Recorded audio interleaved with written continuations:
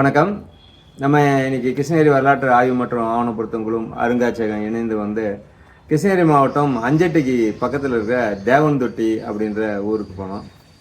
அந்த ஊரில் ஒரு சிவன் கோயில் இருக்கிறதா சொன்னாங்க, அங்கே கல்வெட்டும் இருக்கிறதா சொன்னாங்க.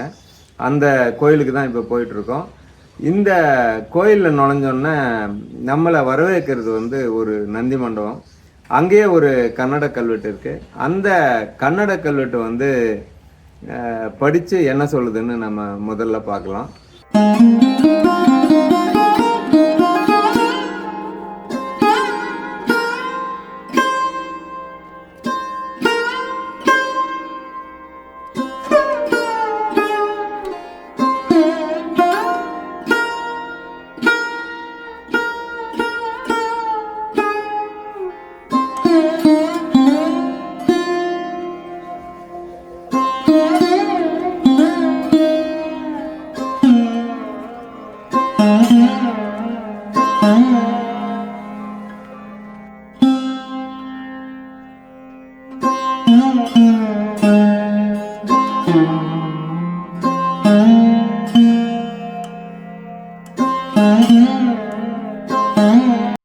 இந்த கல்வெட்டு இந்த நந்தி மண்டபத்தை யார் யார் கட்டி கொடுத்திருக்கிறார்கள் என நமக்கு கூறுகிறது. இந்த கல்வெட்டு பார்த்தீங்கன்னா கோயிலுக்கு வெளியில் இருக்குது. இந்த கல்வெட்டில் என்ன இருக்குன்றது நம்ம கல்வெட்டு காவலன் கோவிந்தராஜ் அவர்கள் நமக்கு இப்போ கூறுவார்.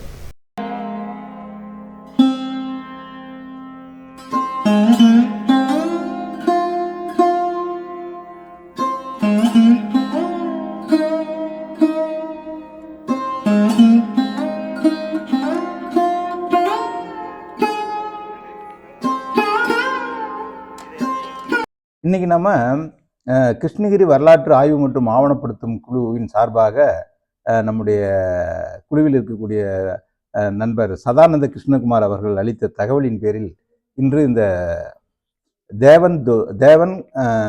கவுண்டன் தொட்டி அப்படிங்கிற ஒரு ஊர், இந்த ஊர் பேர் தேவகவுண்டன் தொட்டி, அஞ்சட்டி பக்கத்தில் 1.5 கிலோமீட்டரில் இருக்குது. இங்கே ஒரு பிற்கால சோழர் கோயில் இருக்குது, அதில் கல்வெட்டு இருக்குதுன்னு சொல்லிட்டு சொன்னார். அதன்படி பார்த்தோம். இந்த கோயில் உண்மையிலேயே பிற்கால சோழர் காலத்தில் கட்டப்பட்ட கோயில் தான். அதை பற்றி நம்ம பின்னால் பார்க்கலாம். இப்போ இந்த கோயிலை பற்றிய ஒரே நமக்கு கல்வெட்டு தகவல் இந்த கோயிலுக்கு நேராக பின்னால் இருக்கக்கூடிய ஒரு கல்வெட்டில் இருக்குது. அது ஒரு தான கல்வெட்டு. அந்த கல்வெட்டு என்ன சொல்லுதுன்னு பார்ப்போம். இப்போ பாருங்கள், கல்வெட்டு நான் படிக்கிறேன். ஸ்வஸ்தி ஸ்ரீ சீல நாடாழ்வார் தோளுக்கும் வாளுக்கும் ஜெயமாக செயமாக பூச்ச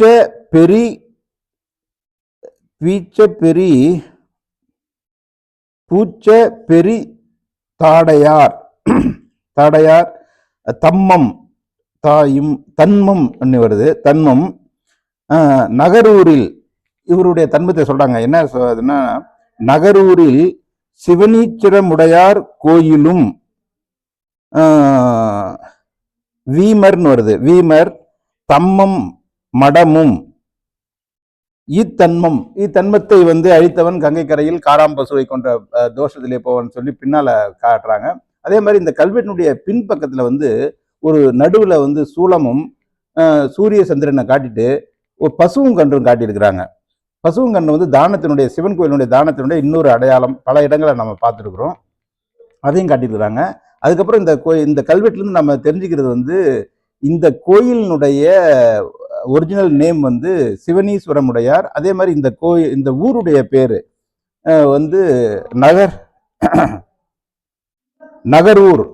நகரூர்ன்றது தான் இந்த ஊருடைய பழங்காலத்து பெயர். இப்பவும் அந்த நகரூர்ன்ற பெயரால் சில பேர் சொல்றாங்க.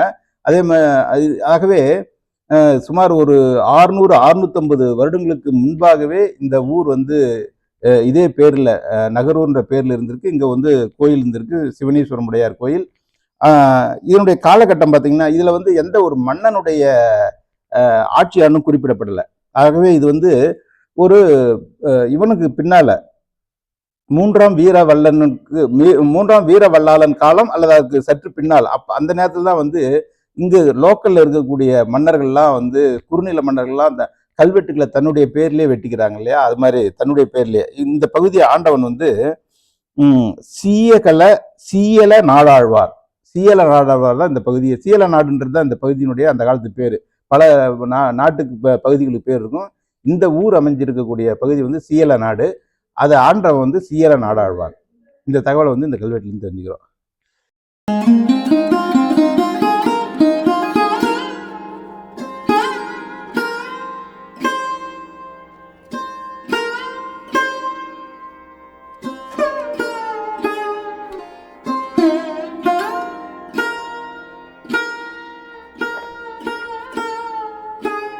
சார் போகலாமா? அந்த இது மட்டும் அப்படியே மூடிட்டு பேக் மட்டும் எடுத்துட்டு சார். அப்படியே வீடு எடுத்து சார்.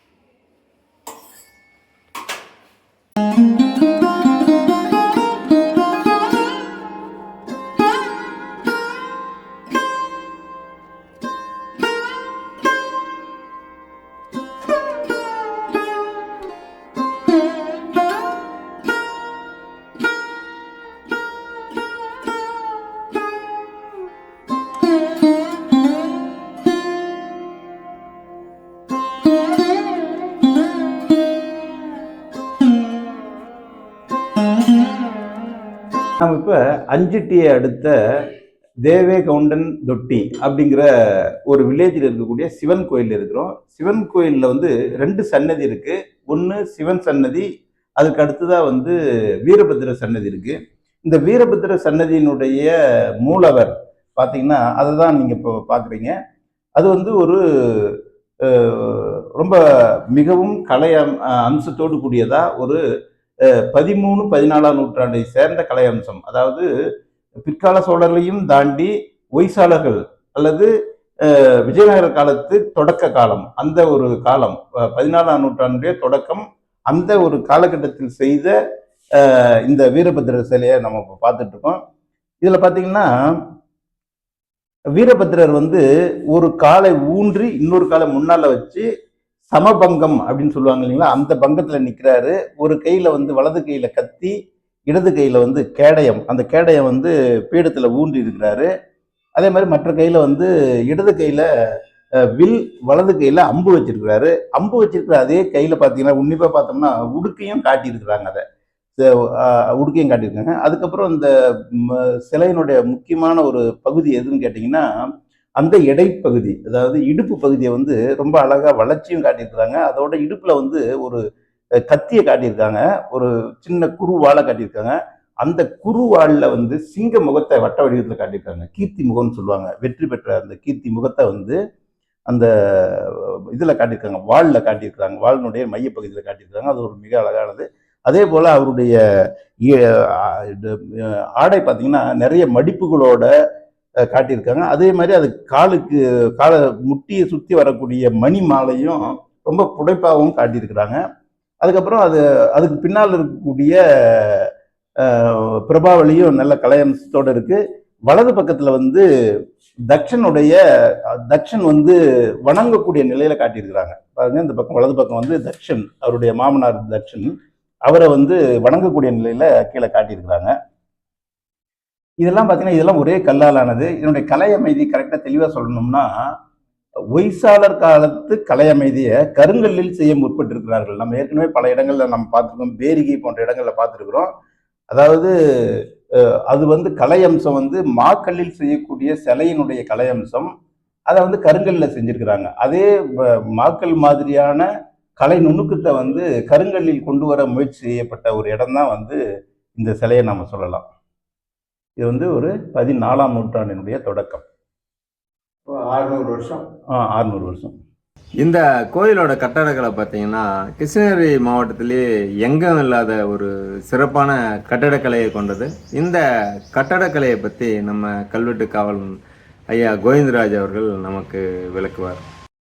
நம்ம இப்போ தேவகவுண்டந்தொட்டியில் இருக்கக்கூடிய சிவன் கோயிலை பற்றி பார்க்குறோம். இந்த சிவன் கோயில் வந்து பார்த்திங்கன்னா ஒரு வித்தியாசமான கட்டடக்கலை அமைப்போட கூடியது. இதில் வழக்கமான கட்டடக்கலை என்னென்ன பார்த்தீங்கன்னா, இந்த கோயிலுடைய அமைப்பை வந்து நம்ம சுருக்கமாக சொல்லணும்னா கருவறை, அர்த்த மண்டபம், அதுக்கப்புறம் அந்தராலம், அதுக்கப்புறம் முகமண்டபம், இதுதான் அதனுடைய அமைப்பு.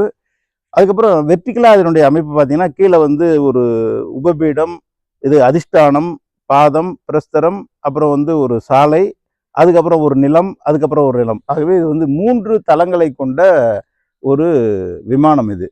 சரி, இப்போ வந்து இதில் வித்தியாசமாக பார்த்தீங்கன்னா விமானத்துக்கு முன்னால் ரொம்ப நீட்டிட்டு, அதாவது இந்த அர்த்த மண்டபம்னு சொல்கிற மாதிரிங்க, அந்த அர்த்த மண்டபத்தை முடிக்கக்கூடிய அளவுக்கு இந்த சாலாகாரம் வந்து நீட்டிட்டு வெளியில் வருது. அதோட மட்டும் இல்லாமல் அதுக்கு மேலே கிட்டத்தட்ட 2ஆம் தளம் முடிகிற அளவுக்கு இந்த சிகரம் வருது பாருங்க, அது வரையிலும் ஒரு சாலை வந்து நீண்டிட்டு வருது முன்னால். இதை வந்து நம்ம என்ன சொல்லலாம்னா, இது மாதிரியான கோயில்களை நாம் பார்க்கறது ரொம்ப அபூர்வம். இது மாதிரியான கோயிலை நம்ம எங்கே பார்க்கலான்னா தஞ்சை பெருவுடையார் கோயிலில் பார்க்கலாம். தஞ்சை பெருவுடையார் கோயிலில் பார்த்தீங்கன்னா முன்பக்கம் மட்டும் நீட்டி இருப்பாங்க. அது பேர் வந்து சுகநாசம் அப்படின்னு சொல்லுவாங்க. சுகநாசி அல்லது சுகநாசம்னு சொல்லுவாங்க. இது வந்து கர்நாடக கட்டடக்கலையினுடைய ஒரு தாக்கம். அது சுகநாசத்தை, அதாவது முன்பக்கமாக இருக்கக்கூடிய பகுதியை நீட்டி கொண்டு வருவது அல்லது அதுக்கு முன்னால் இருக்கக்கூடிய முகமண்டபத்தின் மீது அதை சுற்றி காட்டுறதுன்றது வந்து கர்நாடகாவில் இருக்கக்கூடிய சாளுக்கியர்களுடைய கட்டடக்கலையினுடைய தாக்கம். அதை வந்து இது இவ்வளோ காலம் கழிச்சு, அதாவது ஒரு 13ஆம் நூற்றாண்டு 14ஆம் நூற்றாண்டு கட்டடக்கலை இது. இதில் வந்து அப்படியே காட்டியிருக்காங்க. ஆக்சுவலா வந்து நீங்க தஞ்சை பெருவுடையார் கோயில்ல பாத்தீங்கன்னா லேசா கொஞ்சம் தான் முன்னாடி தெரியும், அதுக்கப்புறம் இருக்கிறதெல்லாம் மேல இருக்கிறதே உடஞ்சிருக்கும். அதனுடைய லேசான ஒரு சின்ன ஒரு பகுதி மட்டும்தான் வந்து விமானத்தோட ஒட்டி இருக்கும். ஆனா அதனுடைய நீட்சி வந்து அந்த சாலாகார நீட்சி வந்து கடைசி வரலும் வரும். ஆனா இங்க வந்து முழு சுகநாசமே அப்படியே நீட்டி இருக்கிற ஒரு இதை வந்து நம்ம பார்க்கறது வந்து வேற எங்கேயுமே வேற எந்த ஒரு கோயிலுமே பார்க்க முடியாத ஒரு சிறப்பான பழங்கால ஒரு கட்டடக்கலை கூறு. தஞ்சை பெரிய கோயில் இருக்கக்கூடிய கட்டடக்கலை கூறு அங்கேயே கூட உடைஞ்சிருக்கு, ஆனா இங்க முழுமையா இருக்கிறத பார்க்கலாம். ஆனா இது வந்து செங்கல் தளியா இருந்திருக்கு, அதாவது கல்காரம்னு சொல்லக்கூடிய அளவுல வந்து கல்லாலையும் அதுக்கு மேல உள்ள பகுதி வந்து செங்கல் கட்டுமானமாகவும் இருந்திருக்கு. ஆகவே இது வந்து ஒரு கிருஷ்ணகிரி மாவட்டம் மட்டுமல்ல, ஒட்டுமொத்த தமிழ்நாட்டுக்கே வந்து இந்த சுகநாசத்தோடு கூடிய ஒரு விமானம் அப்படிங்கிறது ஒரு புதிய செய்தியாக இருக்கிறது.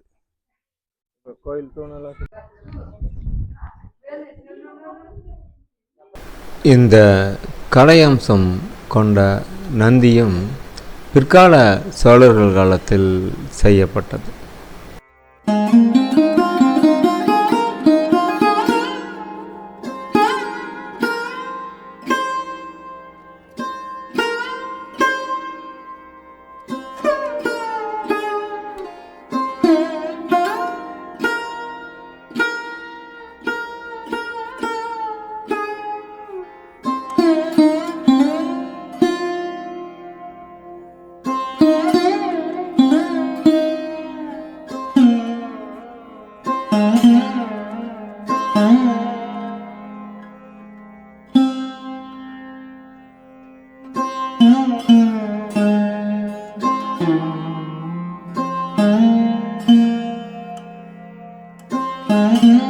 ஐயா வணக்கம். வணக்கம், சொல்லுங்க. நான் இங்க வந்து பார்க்கும்போது அஞ்சட்டி இருக்கிற சிவலிங்கேஸ்வரர் பிள்ளையாருடைய கோயில் வந்து பார்க்கும்போது நம்ம சொல்லுங்க. இங்க வந்து பார்க்கும்போது சிவன் கோயில் வந்து பார்க்கும்போது நம்ம தமிழ்நாட்டில் இருக்கிற எல்லா கோயிலுமே பார்க்கும்போது ஒவ்வொரு கோயிலுக்கும் ஒவ்வொரு சிறப்புகள் இருக்குது. அதே மாதிரி இந்த கோயிலுக்கும் சிறப்புகள் இருக்குது. இந்த மாதிரி இந்த எல்லா கோயிலுமே வந்து பார்க்கும்போது ஒவ்வொரு காலகட்டத்தில் வந்து பார்க்கும்போது விசேஷமான நாட்கள் வந்து இருக்கிற மாதிரி இங்க நம்ம அஞ்சட்டியில் இருக்கிற கோயில் வந்து பார்க்கும்போது எந்த நாட்கள் வந்து விசேஷம், எந்த நாட்கள் வந்து மக்கள் வந்து அதிகமா வராங்க, இதோட சிறப்புகள் வந்து சொல்லுங்க. சரி ஐயா, இங்க வந்து நாங்க வந்து 45 வருஷமா பூஜை செஞ்சுன்னு இருக்கோம். இது வந்து சிவலிங்கேஸ்வர சுவாமி கோயில், பக்கத்துல வீரபத்ரா சுவாமி கோயில். நாங்க வந்து 45 வருஷமா பூஜை செஞ்சுன்னு இருக்கோம். இங்க வந்து அமாசை மாசம் வந்து ஒரு மாசம் அமாசை வந்து 2000 பேர் சாப்பாடு சமைக்கிறோம். வாரம் திங்கட்கிழமை 500 பேர் சாப்பாடு சமைக்கிறோம். அது வந்து சிவராத்திரி ரொம்ப ஃபேமஸ்ஸு. வருஷம் மார்ச் பௌர்ணமி வந்து திருவிழா, 3 நாள் திருவிழா இருக்கு. ஒரு 10,000 பேர் வந்து சேருவாங்க. 10,000 பேர். அன்னதானம் வந்து கண்டினியூ 3 நாள் கண்டினியூ அன்னதானம் இருக்கும். இங்க விசேஷம் என்னன்னா, வீரபத்ர சுவாமி கோயில் வந்து சுத்தியும் நம்ம பெங்களூரு, தொட்பலாபுரா அந்த அப்படின்றலாம் இது குலதெய்வம் சொல்லி வருவாங்க. அவங்களுக்கெல்லாம் இது குலதெய்வம். குலதெய்வம் எங்களுக்கு குலதெய்வம்ன்றது ராய்ச்சுட்டி ஆந்திராவில். இதே வீரபத்ரா கோயில் அங்க இருக்கு. எங்களுக்கு குலதெய்வம்ன்றது ராய்ச்சுட்டி. அதை வந்து இது எடுத்துட்டு வந்து இங்க வச்சு எங்க பாட்டை வந்து இங்க செய்யறாங்க. அங்க ரொம்ப தூரம் தேசத்துக்கு போக முடியாதுன்னு சொல்லி அதை இங்க வச்சு செய்யறோம்னு சொல்லி அவங்க செய்யறாங்க. அதை வந்து பாட்டாளன் சொன்ன இதை தான் நாங்க பின்பற்றி வந்துன்னு இருக்கோம். இது வரைக்கும் நாங்க வந்து 45 வருஷமா பூஜை செஞ்சுன்னு இருக்கோம். இங்க வந்து விசேஷம் என்னன்னா, பூஜை கொடுக்குறவங்க வந்து சாமி கிட்ட பூ கேட்பாங்க. வீரபத்ர சாமி அவங்களுக்கு பூஜை கொடுத்துட்டு எங்களுக்கு என்ன ப்ராப்ளம் இருக்கோ, என்ன வேண்டுதல் இருக்கோ, அந்த சாமி முன்னாடி உக்காந்துன்னு பூ கேட்பாங்க. சாமி வந்து பூ கொடுக்கும். இங்க விசேஷம்ன்றது அதான். நீங்க என்ன தொழில் செய்யணுமா அந்த தொழிலை நினைச்சு அங்க உக்காந்து 5 நிமிஷம் உக்காந்து பூ கேட்டாங்கன்னா பூ கொடுக்கும். அந்த பூ கொடுத்தா அந்த தொழில் அவங்க செய்வாங்க, வெற்றியா அவங்க வந்து எந்த ப்ராப்ளம் இல்லைன்னு சொல்லி செய்வாங்க. பூ கொடுக்கலையே அந்த தொழில் யாரும் செய்ய மாட்டாங்க. இது வந்து ரொம்ப விசேஷமா இருக்குங்க. சிவன் கோயில்ல பௌர்ணமின்னா விசேஷமா கொண்டாடுவாங்க. இங்க பௌர்ணமி வந்து அமாவாசைக்கு வந்து சிறப்பா கொண்டாடுவாங்க. ஆமா, அமாவாசை மாசம் அமாவாசை வந்து ஒரு 2000 பேர் சாப்பிடுவாங்க. வாரம் திங்கட்கிழமை வந்து 500 பேர் சமையல். திங்கட்கிழமை பூசை மட்டும் டெய்லி பூசை இருக்கும். இந்த கோயிலுடைய என்ன நேரத்துக்கு வந்து திறக்குறீங்க? காலையில 9 மணிக்கு திறப்போம் சார். காலையில் 9 மணிக்கு திறந்து 2 மணி வரைக்கும் இருப்போம். ஈவினிங்ல? ஈவினிங் இல்லை சார், ஈவினிங்ல இல்ல, பகல் நேரத்துல மட்டும்தான். பகல் நேரம். இது வந்து அந்த வீரபத்ரா வந்து பூ கொடுத்தாங்கன்னா அவங்க எந்த தொழில் நினைச்சு அவங்க பூ கேட்டாலும் பூ கொடுத்துரும். அந்த பூ வந்து இப்போ நம்ம வாசப்படி இருக்குல்ல வெளியே வந்து விழும். சாமி சிலை இருக்கிறதுக்கும் வாசப்படிக்கும் எவ்வளோ ஒரு 3 அடி டிஃப்ரெண்ட் இருக்கும். அந்த பூ வந்து வெளியே வரும், வாசப்படி வெளியே வந்துடும். அது வந்து ரொம்ப ஹைலைட்டா இருக்குங்க. அதை நினைச்சுதான் எல்லாரும் ரொம்ப இது பண்றாங்க.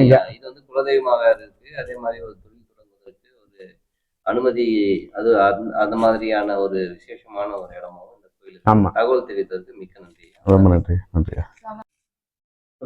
வருஷத்துக்கு ஒரு வாட்டி திருவிழா இருக்கு. மார்ச் மாசம் வந்து ஒசூர் தேர் திருவிழா இல்ல, அதே டைம் இங்க திருவிழா. 3 நாள் திருவிழா. ஒரு 1000 பீஸ் ரேஷன் காலி ஆகும். இங்கேயும் தேர் வந்து இருக்குங்களா? தேர் இருக்கு. தேர் எப்போ தேரோட்டம் பண்றீங்க? தேர் மார்ச் பௌர்ணமி நாள்.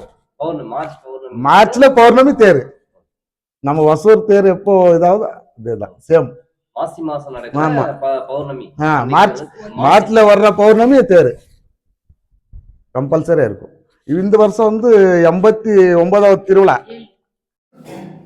இது வந்து வீரபத்ரன் சிலை. இங்க வந்து நிறைய பேர் வந்து பூ கேட்பாங்க, பூசை கொடுத்து பூ கேட்பாங்க, வேண்டுதல் வச்சு எனக்கு எதாவது வேண்டுதலான பூ கேட்பாங்க. அந்த பூ வந்து இங்கிருந்து இது வரைக்கும் இறங்குது. இங்க வரைக்கும் இறங்குது பூ. இந்த வாசப்படி வரைக்கும். ஆமா, பூ இறங்குது. அந்த பூ இறங்கிச்சுன்னா அவங்க என்ன வேண்டுதலாலும் வெற்றியாயிரும், இல்லைன்னா பூ இறங்காது. நம்ம கிருஷ்ணகிரிக்கு அருகில் இருக்கிற பெண்ணேஸ்வர மடம் அப்படின்ற சிவன் கோயிலை பார்த்துருப்போம். அதே மாதிரி கோயில் தான் இங்கே தேவன்தொட்டிலையும் இருக்கிறது. அங்கேயும் ஒரு மடம் இருக்குது. அந்த மடத்தில் ஒரு மடாதிபதியும் இருக்கார். அவரை பார்க்கறதுக்கு போகிறோம். இப்போ அவர் என்ன சொல்கிறாருன்றது இப்போ நம்ம கேட்கலாம். எனக்கு 90 வருஷம் வயசு. அந்த 90 வருஷம் வயசுக்குள்ளே என்னென்ன நடந்திருக்குது, பெரியவர் என்னென்ன சொல்லுவாங்க அதுக்கு மட்டும் சொல்லுவேன். கோயில் கட்டுறதை நான் பார்க்கல, அது யார் கட்டுறதும் எனக்கு தெரியாது. ஆனால் அவங்க சொல்லிட்டு வந்துட்டு இருந்தப்பா ஏதோ ஒரு வரலாறு ஏதோ பார்த்து அப்படி இருக்குது, கவனம் இருக்குது எனக்கு. ராஜராஜேந்திர சோழ கட்டுறது கோயில் இது. திருவண்ணாமலை கட்டிட்டு அவங்க தண்டத்தை இந்த பக்கம் வரும்போது பெரிய காடு, தண்ணி வசதி பக்கம் பள்ளம். இந்த பக்கம் கோட்டை இருக்குது. டெகினி கோட்டையில் ஒரு கோட்டை, பாலைப்பட்டு, நட்டாப்பள்ளின்னு ஒரு பாலைப்பட்டு இருக்குது. அது சுவாதீனப்படுத்துக்கோசம் இந்த பக்கம் வந்திருக்காரு. இங்கே வெயில் நைட் அடித்து இங்கே ஆல்ட்டு போட்டார். அவன் பட்டாள சமயத்தை ஆல்ட்டு போட்டார். பட்டாள சமையல் ஆகணுமே, சாப்பாடு தேவையே. இந்த சாமி இப்போ நீங்கள் வந்திருக்க இந்த இடத்துல என்ன இருக்குது, என்ன தெரியுது உங்களுக்கு? ஒன்றும் தெரியாது. அந்த கல்லுக்கு இன்னும் 2 கல் வச்சு அடுப்பு வச்சுட்டாங்க. பக்கம் 3 கல் வச்சு அடுப்பு வச்சு வெறும் போட்டாங்க. குழம்பாயிடுச்சு. சோத்துக்கு வச்சிருந்து காயே இல்லை. விடி 4 மணியாக இருக்குது, தென்னே காயில. ராஜர் தூங்குறாராம், பட்டாளம் தூங்குறது. சமையல்காரரு வெறும் போட்டு போட்டு போட்டு போட்டு போதாய் போச்சு அவங்களுக்கு. 4 மணி நேரத்தில் பட்டாருன்னு அந்த கல்லில் சவுண்டு வந்துச்சான். சவுண்டு வந்த பிறகு கல் ரத்தம் தானான வந்திருக்குது. அப்புறம் அந்த காலத்தில் பக்தி இதுன்றது நல்லா இருந்துச்சு. ராஜனை எழுப்புறாரு. ராஜரை பார்த்துட்டு இந்த கல்லில் ரத்தம் வரணும்னு ஏதோ ஒன்று மகத்து இருக்குது, இது பார்க்காம நாங்கள் போகக்கூடாது. ஐயா, நான் தப்பாச்சு, எனக்கு தெரியாத செஞ்சிட்ருக்கேன், இந்த தம்புக்கு எனக்கு மன்னிப்பு கொடுங்க. அப்படி பட்டாளத்துக்கு ஒரு பொழுது சாப்பாடு போயிடுச்சு. நைட்டு சாப்பாடு இல்லை அப்படின்ட்டு பக்கம் 3 கல் வச்சு அடு போட்டு 5 நிமிஷத்துக்கு சோறு ஆயிடுச்சு. ராஜர் இந்த ஏரியாவை பார்க்காம, இது எதுவுமே நம்ம பார்க்காம வெளியே போனால் நம்மளுக்கு ஆபத்து வந்துடுது, இதெல்லாம் தெரிஞ்சே போகணும். அப்புறம் சமையல் ஆயிடுச்சு, சாப்பிட்டாங்க. இவங்களும் ஒரு வாரம் எங்கேயே பிள்ளார போட்டாங்க. சாப்பிட்றது தூங்குறது தெரியாம நம்ம ஆபத்து வந்துடுது அப்படின்ட்டு. நைட்டு திங்கட்கிழமை கனவுல யாரும் தூங்குறாரு. திங்கட்கிழமையில இந்த மாதிரி தாடி விட்டுக்கிட்டு, காவி துணி போட்டுக்கிட்டு, ருத்ராட்சரம் மயிரப்ப போட்டுக்கிட்டு, ஒரு பெத்தை பிடிச்சிக்கிட்டு ஆடுக்கிட்டு ராஜனுக்கிட்ட வந்து இது கேட்டுருக்காங்க. ஐயா, நான் இருக்கேன்னு தெரியாம தப்பு செஞ்சுருக்கேன், நீ தப்பு செஞ்சதுக்காக எனக்கு ஒரு ஆலய நிர்மாணம் செஞ்சு கொடுத்து நீ முன்னே போ, உன் காரை சித்தாகுது கனவுல சொன்னிச்சா. திடீர்னு கண் விட்டாங்க, யாரும் இல்லை, சன்னியாசம் இல்லை, சாமி இல்லை, ஒன்றுமே இல்லை. ஓ, சாமி வந்து சொல்லியிருப்பாரு, இது எப்படியாவது பிடிச்சி இது கோயிலை கட்டி ஆகணும் அப்படின்ட்டு அன்னைக்கு இருந்து கோயிலை கட்டுறதுக்கு ஆரம்பிச்சிட்டாங்க. இங்கே நம்மளது ஒரு பழைய தோட்டம் ஒன்று இருக்குது, அங்கே பெரிய பாறை, அங்கே போய் அடிச்சிருக்காங்க கல்லை. இப்பயும் கடப்பாரி மாட்டு இருக்கிறது போய் பாருங்க. அங்கே 800 வருஷத்துக்கு கடப்பாரி அப்படி இருக்குது. கல் பழுந்திருக்காரு, அது கல் சரியில்லைன்னு விட்டுட்டு அப்புறம் இந்த பக்கம் நாட்டாப்பாளையத்தாரி செட்டேரியன் வருது, 6 விசில் அடிச்சிருக்காரு. இப்பயும் கடப்பாரியும் கல் அடிச்சிருந்து எல்லாம் இங்கே இருக்குது. இன்னும் கடப்பாரி மாட்டு இருக்குது பள்ளம். அந்த காலத்தில் அந்த சப்படி கல்லுங்கெல்லாம் எப்படி கொண்டு வந்தாங்களோ தெரியல நமக்கு. இல்லை யானை கையில் கட்டினாங்களோ, இல்லை எருமை கிடாவை அடிச்சு வச்சோ, ஒரு சப்படி அரடி கனம் இருக்கு. இந்த கோயில் இந்த கல்வெட்டுல ரெண்டும் சேர்ந்து ஒரே நேரத்துல யாரோ ஒருத்தர் தானம் கொடுத்துருக்காங்க. இந்த கல்வெட்டுல என்ன சொல்றது, நான் படிக்கிறேன் கேளுங்களேன். இந்த கல்வெட்டு சொல்லுங்க. ஸ்வஸ்தி ஸ்ரீ சீயல நாடாழ்வார் அப்படின்னா இந்த சீயல நாடு, இந்த நாட்டு பேரு அப்போ 700-800 வருஷத்துக்கு முன்னால இந்த நாட்டு பேரு வந்து சீயல நாடு. சீயல நாடு. இத ஆட்சி செய்யறவன் பேரு வந்து அப்பெல்லாம் இந்த ஊரான்னு சொல்லுவோம் பாருங்க, அந்த நாட்டா அந்த ஊரா அப்படின்னு. அது மாதிரி சீயல அது மாதிரி சீயல நாடாழ்வான் அவன் தான் இந்த நாட்டையே ஆண்டுகிட்டு இருக்கான். அப்ப சீயல நாடாழ்வான் அவன் தோலுக்கும் வாளுக்கும் நன்றாக அப்படின்ற வார்த்தை சொல்றான். அப்படின்னா என்ன அர்த்தம்னா, தோல்னா உடம்பு நல்லா இருக்கணும். யாரு அந்த அரசன் வந்து உடம்புக்கு நல்லா இருக்கணும், வாள் நல்லா இருக்கணும், அவன் போற இடமெல்லாம் ஜெயிக்கணும். அதுக்காக தோலுக்கும் வாளுக்கும் ஜெயமாக வெற்றி கிடைக்கிறதுக்காக பூச்ச பெரி காடையர் ஒரு ஆள் பேரு பூச்ச பெரி காடையர் அப்படின்னு ஒரு ஆள், ஒரு தலைவர். அவன் வந்து அவனுக்கு கீழே இருக்கக்கூடிய இந்த ஊரை மட்டும் ஆட்சி செய்யறான். இந்த ஊரை மட்டும் ஊர் தலைவன் பெரி காடையன். காடையன்றது கவுண்டர் மாதிரி காடையன். பூச்ச பெரி அப்படின்றது அவன் பேர் உள்ள முன்னாடி இருக்கு. பூச்ச பெரி, பெரிய பிக் பெரி. பூச்ச பெரி காடையன். சிறு காடையன் இருப்பான் பொழுது, பெரிய காடையன் இருப்பான் பொழுது, அதுல பெரிய காடையன். பூச்சன்றதும் ஒரு குடும்பத்து பேரு. பூச்சன்றது ஒரு குடும்பத்து பேரு. இது பூச்ச பெரி காடையன். காடையர் தன்மம். அவரு தான் அந்த தானத்தை கொடுக்குறாரு. ஏதோ ஒரு தானம் கொடுக்குறாரு, நிலத்தை ஏதோ தானமா கொடுக்குறாரு. அவரு யார் யாருக்கு கொடுக்குறாருன்னா, தன்மம் நம் நகரூரில். நகரூர்ன்றதுக்கு பேர் நகரூர் சிவனங்காசி ஊர் இருந்துச்சா, நகரூர்ன்றது ஊர் இருந்துச்சா இங்க. ஆமா கரெக்ட். அது நம் நகரூர். இந்த ஊர் பேர் வந்து நகரூர். இங்கதான் இந்த இடம் நகரூர் சிவனங்கரேஸ்வரன் பேர். இது இந்த சாமி பேர் வருது. நகரூரில் சிவனீச்சுரமுடையார். சிவனீச்சுரமுடையார். சிவனீச்சுரமுடையார் கோயிலும் வீமர். வீமர்னா பக்கத்துல இருக்கிற அந்த வீரபத்திரர் தான் வீமர்னு சொல்றாங்க. வீமர் இந்த ரெண்டுத்தையும் தானமா கொடுக்குறாரு. தம்மம் மடமும். இந்த மடத்தையும் சேர்த்து அது சொல்றாரு. இந்த மடத்துக்கும் தானம் கொடுக்குறாரு. தானம் கொடுத்து பாருங்க ஜமீன் இது. அதான் மடமும். இதுதான் அது. மடமும் தானமா கொடுத்துறாரா. அதுக்கப்புறம் இத்தன்மத்தை அழித்தவன் கங்கை கரையில் காராம்பசுவை கொன்ற பாவத்திலே போவான். என்ன அர்த்தம்னா, அதான் அது என்னன்னா, இந்த தானத்தை கொடுத்தாங்க இல்லையா, இந்த தானத்தை யாராவது தப்பா பயன்படுத்தினாங்கன்னா, இந்த கோயிலுக்கும் மடத்துக்கும் கொடுத்த தானத்தை சொந்த நலத்துக்கு யாராவது பயன்படுத்தினாங்கன்னா, அவன் வந்து கங்கையில போய் காராம்பசு எல்லாம் குரால் பசுன்னுவாங்க, அதாவது ரொம்ப புனிதமான பசு, அதுதான்.